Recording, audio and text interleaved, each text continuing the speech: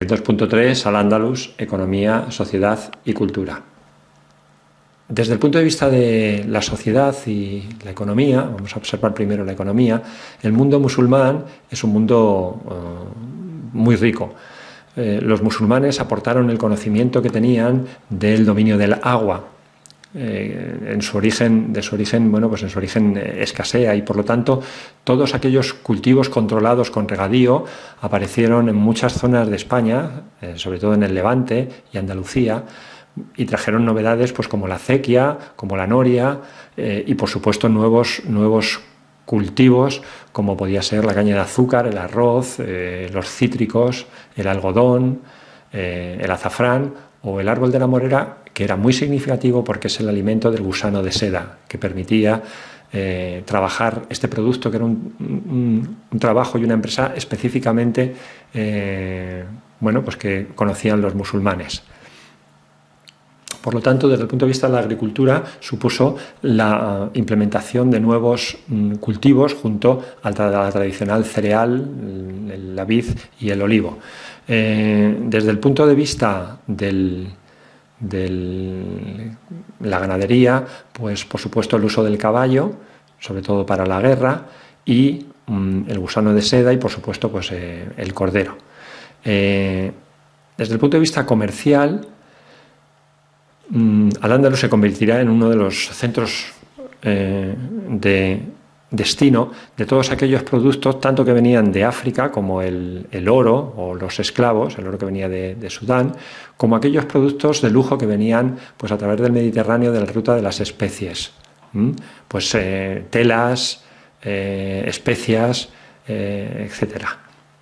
La sociedad en el mundo musulmán, que como decimos es un mundo económicamente muy potente, pues con sus bazares, con las alhóndigas, con los zocos, el dirham, es decir, la moneda, y que es un mundo también urbano, su sociedad es una sociedad muy compleja, teniendo en cuenta que la procedencia de los musulmanes es muy variada. Tenemos gente que procede de Arabia, los árabes, tanto del norte como del sur, tribus que a veces entre ellas están enfrentadas. Tenemos gente bereber del norte de África, de distintos sitios, gente que viene de Siria, gente que viene de Egipto. En fin, como digo, eso se expresa sobre todo en los reinos de taifas, porque cada población se irá colocando en determinados sitios.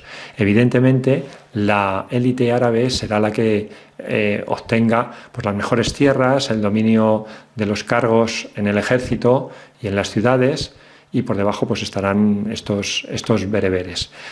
Por supuesto, los cristianos y los judíos son tolerados como gente del libro.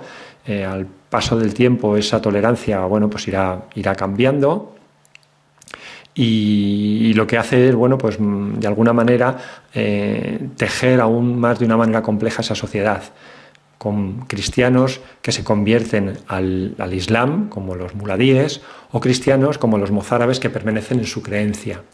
Esos mozárabes son los que, una vez huidos de las ciudades musulmanas, pues iniciarán ese trabajo de ir formando la categoría de que hay que combatir al infiel y hay que pues expulsarlo, por decirlo de alguna manera, o hay que eliminarlo.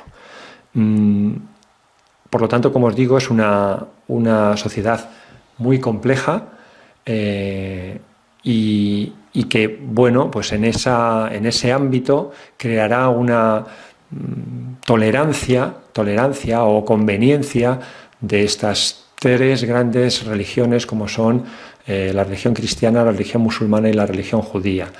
Por lo tanto, las ciudades de Al-Ándalus serán unas ciudades en donde estas comunidades convivirán de una manera más o menos pacífica durante cierto tiempo. Desde el punto de vista de la cultura, por supuesto, después de la influencia latina, de la influencia romana, la cultura musulmana es fundamental en nuestra herencia, en el lenguaje, por supuesto, y desde luego también pues en el conocimiento. Como decía, los monumentos que estos musulmanes nos han dejado son unos monumentos basados casi todos en materiales que podíamos considerar pobres, dado que ellos en su origen no tienen piedra ni tienen grandes bosques. Utilizan fundamentalmente el ladrillo cocido y vidriado, que es una técnica que trajeron de China y que permite conseguir una capa muy resistente y colorida que, bueno, pues permite ornamentaciones muy interesantes.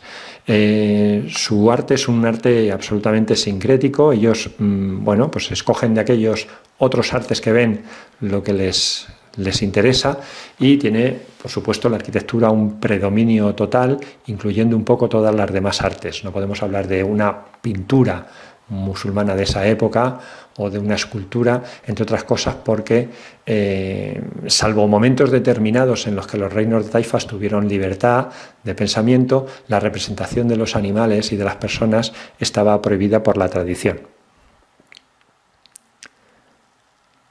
El edificio más significativo pues es la mezquita, el lugar de oración. Desde ese punto de vista, en Al-Ándalus tenemos fundamentalmente la mezquita de Córdoba, en la que Carlos V luego mandará construir una catedral arrepintiéndose, pues porque es un edificio esplendoroso.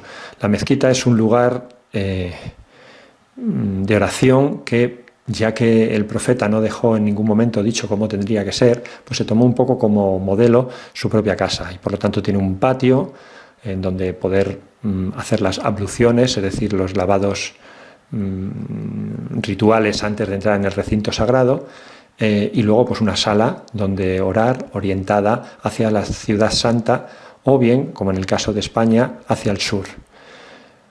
Ahí vemos cómo, de preferencia, los edificios son decorados con arcos, como podéis observar el arco califal, que es un arco que está un poco por encima del arco de medio punto, y como veis se trabaja todo tipo de geometría, alternancia de colores, se trabaja con la letra árabe, y como digo, en algunas ocasiones podemos encontrar alguna representación animal.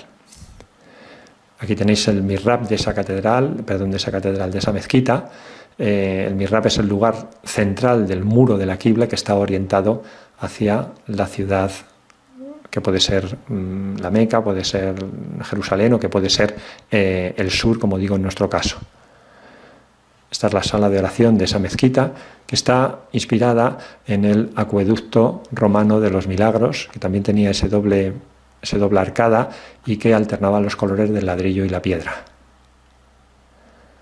En cuanto a los palacios, el mayor representante es el de Medina Zahara. Medina Zahara era un palacio que no tenía parangón en la época, cuando Córdoba era la ciudad más importante del mundo, la Nueva York del mundo, y es un palacio que se destruyó con las guerras civiles del final del califato. Otro exponente de este arte musulmán es la llamada la roja, alhambra, de alumbre, el color rojo. La Alhambra es un conjunto de palacio y jardines, como el Generalife, que está construida, pues evidentemente, todo el mundo lo sabe, en Granada. Estos musulmanes serán los primeros en incorporar la vegetación y elementos naturales a la decoración de la arquitectura, como en este patio de los arrayanes. Los arrayanes son las formaciones vegetales que podéis ver a los lados, y en este caso, como veis, el agua forma una lámina que hace las veces de espejo, pues para embellecer los edificios.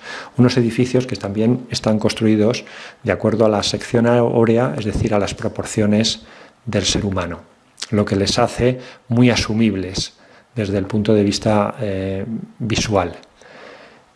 Como exponente de esa Alhambra tenéis este patio de los leones, en donde, bueno, como hemos dicho, quizá lo menos bonito, aunque lo más conocido, sean los propios leones de la Fuente.